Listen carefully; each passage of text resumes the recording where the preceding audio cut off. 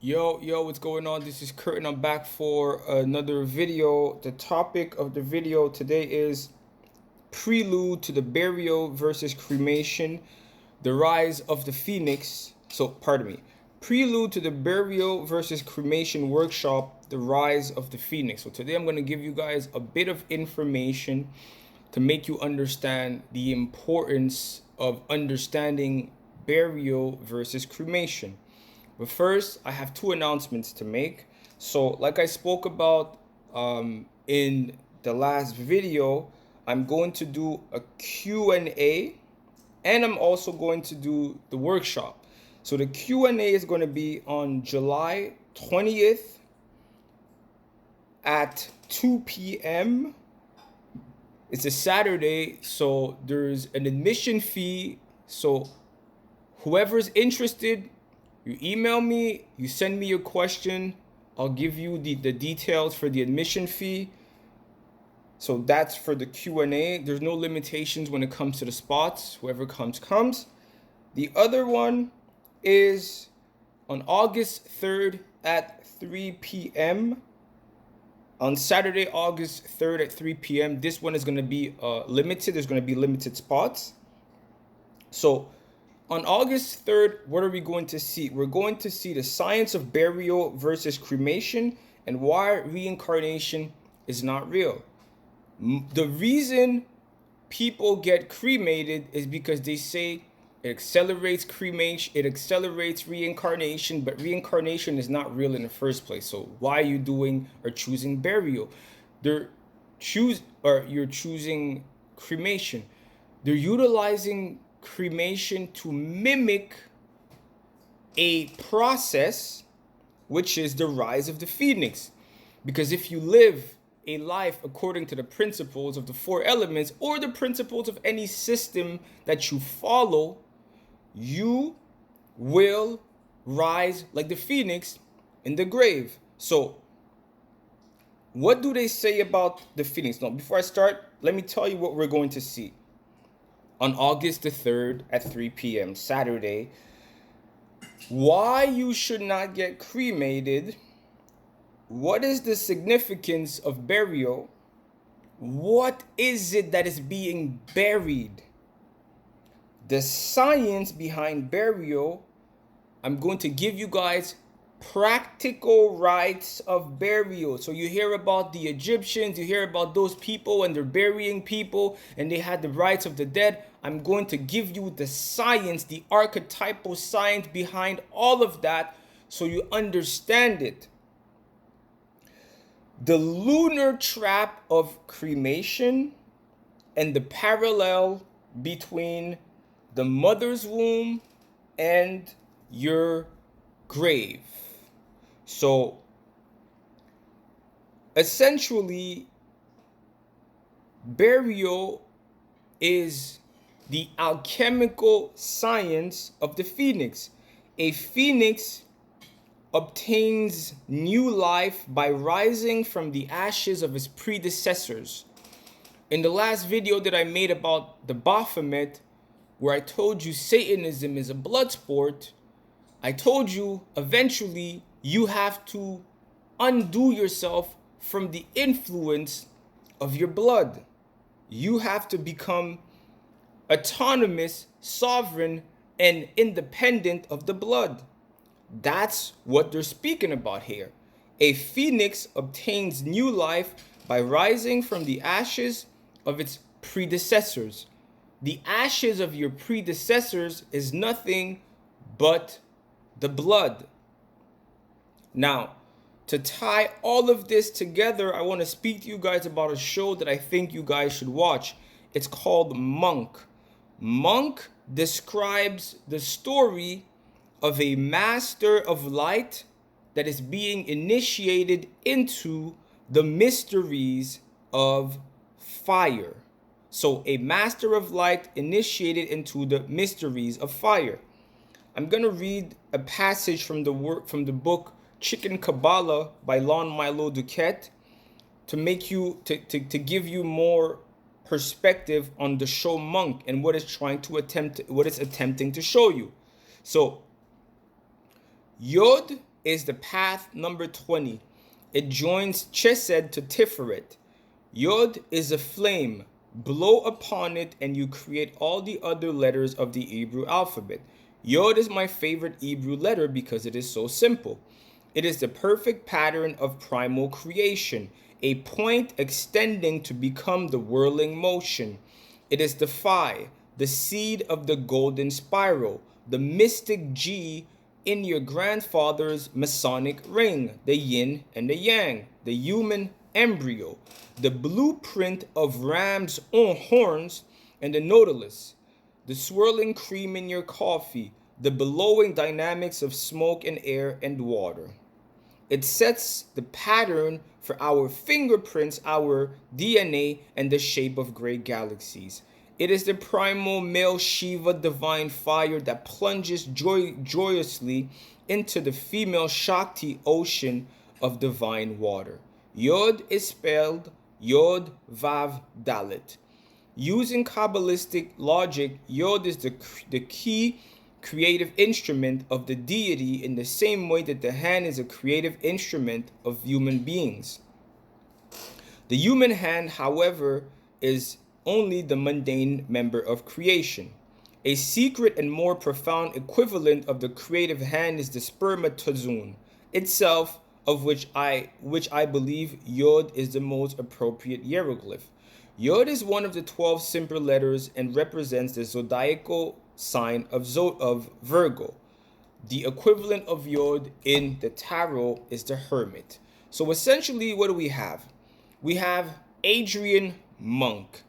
They say that Adrian is obsessive compulsive. He is scared of the dark. He's germaphobe. He doesn't want anything touching his hands.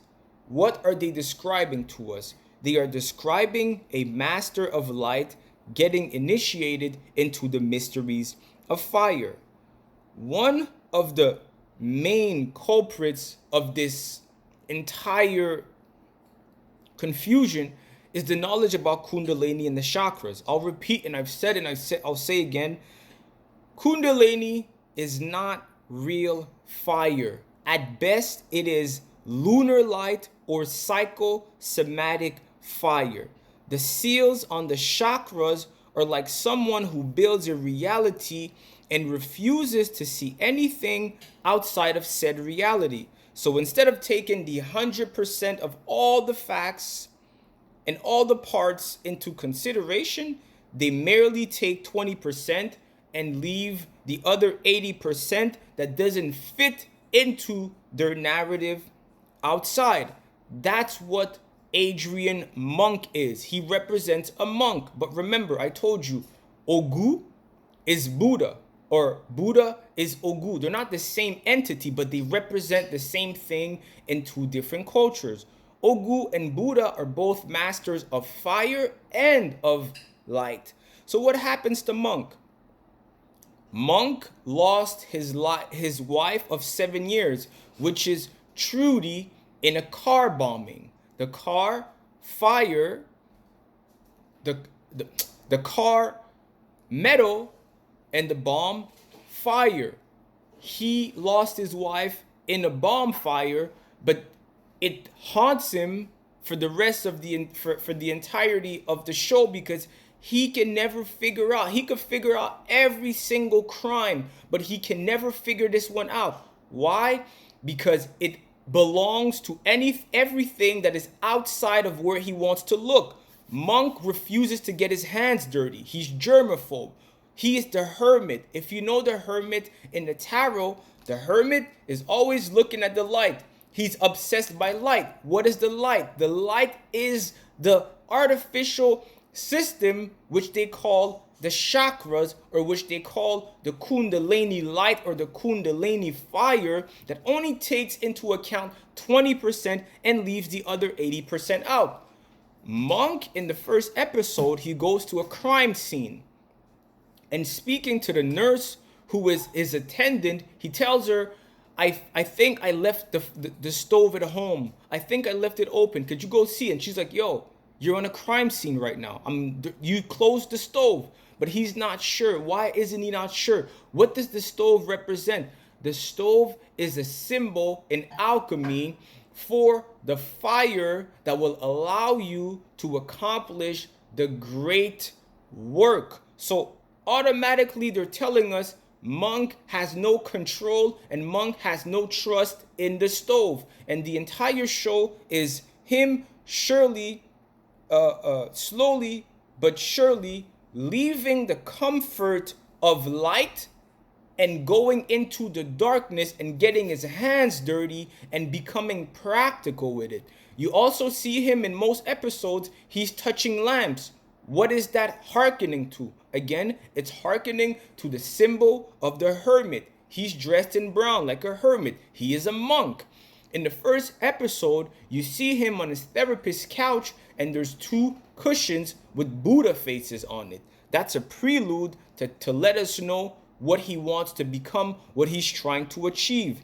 He wants to get back in the police, but the police took his gun and the police took his badge. The gun represents the metal, the fire, because he's no longer in a mental position to be trusted with a firearm. One of the most interesting scenes in the first two episodes is that Monk is in, first episode, there's this mayor who's called Sinclair. Sinclair is running for election, but his bodyguard gets shot and killed. His bodyguard was named Jason. July, August, September, October, November. So while they're at Jason's funeral, Monk drops his keys in Jason's casket. And so he uses some floss that he always carries. He's always carrying floss. Why is he carrying floss? Because he never wants to have his teeth dirty. The teeth represent what? They represent Saturn. Again, something that is ancestral. All your appetites come online when your 32 teeth are come out. So therefore he uses the floss and puts a hook on it. The hook is a Kabbalistic symbol which is Vav, and he takes the hook and he throws it down to get his keychain that his wife gave to him. And when he extracts the keychain, he also raises Jason's left hand in the casket. So what are they telling us? They're telling us Monk, he is going for the initiation of fire, the initiation of death, the initiation of blood, to be able to control the left side, which is the feminine, negative, darkness, or everything that happens in the background. That's what you need to understand when it comes to the difference between fire and light knowledge. Ultimately, you could spend your life reading and hearing stories about the aliens and about those and that, but let me ask you a simple question. When stuff gets real in the real world with real weapons, not only with real weapons, physical weapons, but also spiritual weapons in the physical realm, how are you going to defend yourself and your loved ones? That's the knowledge of fire. People think that Ogu, he is only a warrior, or Ogu, he's meant to defend. No, Ogu, in Voodoo, you have the petrol and the rada. People say, oh, the petrol is fire because it deals with evil. No, the petrol is the knowledge of fire, which is distinct from the knowledge of light.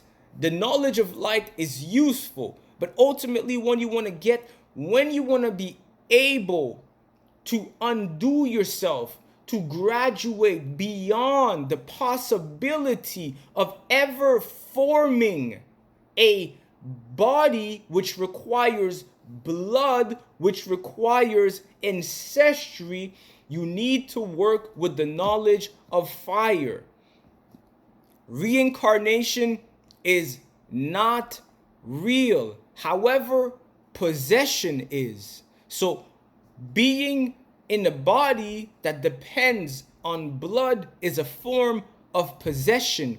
And if you don't know how to die completely, not only now, so you have to spend your entire life dying, so that when it comes to your burial, you know exactly what to do to become the phoenix that rises from the ashes of blood, and that you never have to carry a body like this ever again, if it's not your choice. Because if it's your choice, it's a different story. But if it's not your choice, you never want to be possessed by blood again. So no matter how you go, you say, "Oh, I'm gonna go to the fourth dimension, the fifth dimension, the sixth dimension, the seventh dimension." Eventually, you're going to be like Monk. You're going to have to come back down and finish the work of dying by becoming the phoenix. That's what it's all about. So that's the information today. I suggest you guys go check out Monk. I suggest you guys go check out the show, maybe the first season. Understand the psychology of Monk, understanding what fears did he have, understand the story of Trudy, his wife, understand the car bombing, understand the gun, the badge, the police, all of that's related to the metal, to Mars, to Ogu, to Buddha, to everything. So you understand that ultimately you need to acquire fire knowledge, not theoretical knowledge. You need to acquire practical knowledge that could defend you here, that could defend you now, that could defend your loved ones, that could defend everything that is near and dear to you. So, remind you guys, July 20th, Saturday, July 20th at 2 p.m. It's the Q&A. Whoever's interested, come. You send your questions. I'll send you an email with the admission fee. August 3rd at 3 p.m. August 3rd, Saturday, August 3rd at 3 p.m. The science of burial and cremation, why reincarnation is not real.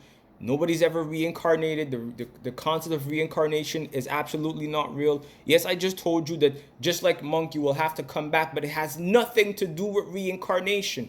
Reincarnation is not real. This is not your 10th life. This is not your 100th life. It's not. It doesn't exist. It's not real. There's no such thing as reincarnation. But that's what I'm going to explain on August the 3rd. Why you should not be cremated. Why reincarnation is not real.